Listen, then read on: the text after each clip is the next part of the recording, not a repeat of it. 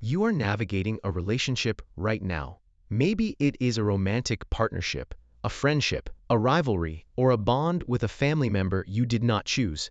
You are doing things that feel personal, specific, even uniquely modern.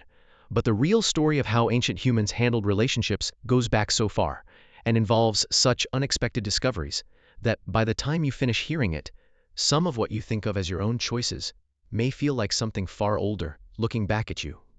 Here's the first thing to understand. Ancient humans were not loners. For virtually the entire span of human evolution, being alone meant dying. Predators, cold, starvation, the need to raise children who couldn't walk for a year and couldn't survive without care for a decade, all of it made social bonds not a luxury, but a biological necessity. The brain you are using to navigate your relationships right now was built, over millions of years, by exactly that pressure. It is a social organ first. Everything else it does is secondary. This means that what we call relationships, the whole complex territory of attraction, loyalty, jealousy, grief, love, and betrayal, is not a product of modern civilization or romantic invention. It is ancient, deep, and in many ways hardwired in ways that still surprise researchers who study it. Start with pair bonding. The question of whether early humans formed long-term romantic partnerships or whether they were primarily promiscuous has been debated for decades and is still not fully resolved. But the biological evidence leans in one direction. Evolutionary anthropologist Helen Fisher, who has spent decades studying love as a biological phenomenon, has identified 3 distinct brain systems associated with human mating: lust, attraction, and attachment. Each uses different neurotransmitters, activates different brain regions, and serves a different evolutionary function. Lust drives reproduction. Attraction focuses attention on a specific individual over others. Attachment creates the sustained motivation to stay with a partner long enough to raise offspring. What makes this striking is that attachment, the deep bonding system, appears to operate on oxytocin and vasopressin, hormones that are also central to parent-infant bonding. In other words, the same neurochemistry that ties a parent to a child also ties partners to each other. Evolution didn't invent a new system for romantic love. It repurposed the oldest and most powerful bonding mechanism available. This is not a coincidence. Pair bonding in early humans would have been enormously advantageous, creating stable units for child rearing in environments where a single parent couldn't protect children alone against predators, cold, and starvation. But pair bonding didn't mean isolation. Ancient humans lived in groups, typically 50 to 150 people, and the relationships within those groups were as complex, politically charged, and emotionally loaded as anything you have experienced in your own social life.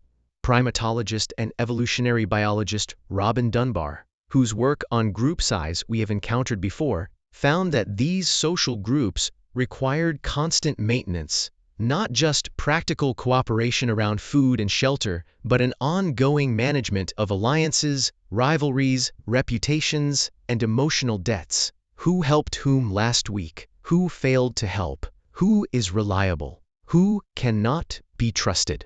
Early humans carried detailed social maps of everyone in their group, tracking relationships with a sophistication that required a dramatically larger brain than our closest primate relatives. This social complexity is why gossip exists. Gossip, despite its reputation, is one of the most important social technologies humans ever developed. Evolutionary psychologists studying the function of conversation across cultures have found that roughly 2/3 of all human conversation is social information about who did what, who is reliable, who behaved badly, and who is connected to whom. This isn't idle chatter. For a species living in groups without written records or legal systems, the informal transmission of reputational information was the only mechanism for enforcing social norms and punishing defection. The person who cheated on a partner, stole from a group member, or failed to contribute in a crisis would face consequences not through any formal authority, but through the distributed judgment of every person in the group who had heard what they did. Ancient relationships were managed in public because they had to be.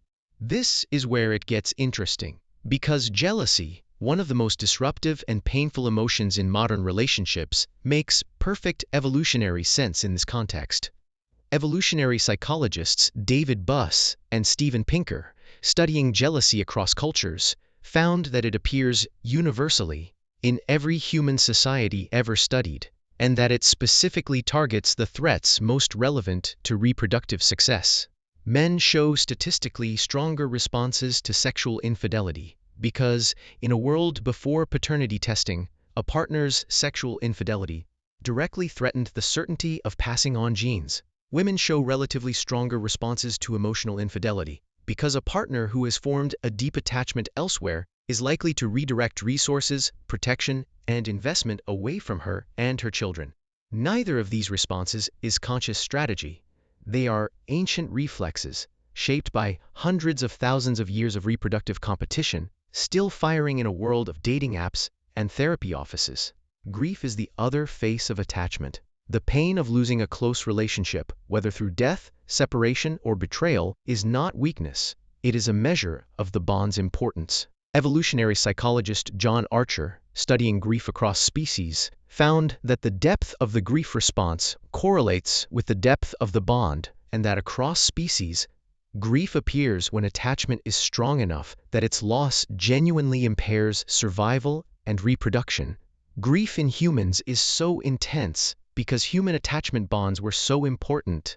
A person who lost a partner, a child, a close ally, was not merely sad, they were genuinely less safe, less capable of surviving, and less able to raise offspring successfully.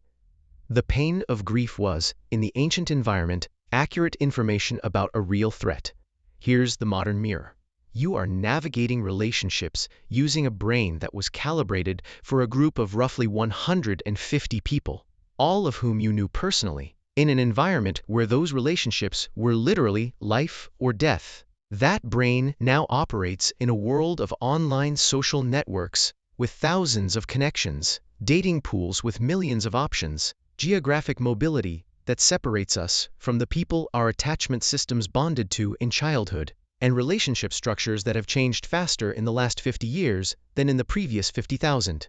The ancient wiring hasn't updated. When you feel the specific ache of being excluded from a group, your nervous system is responding the same way it would have responded if exclusion meant death.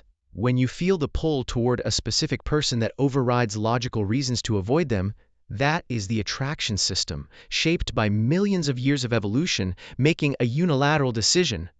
When you find yourself thinking about someone who hurt you far more than the rational scale of the event would seem to warrant, that is a social brain built for small groups where one person's behavior had enormous, lasting consequences.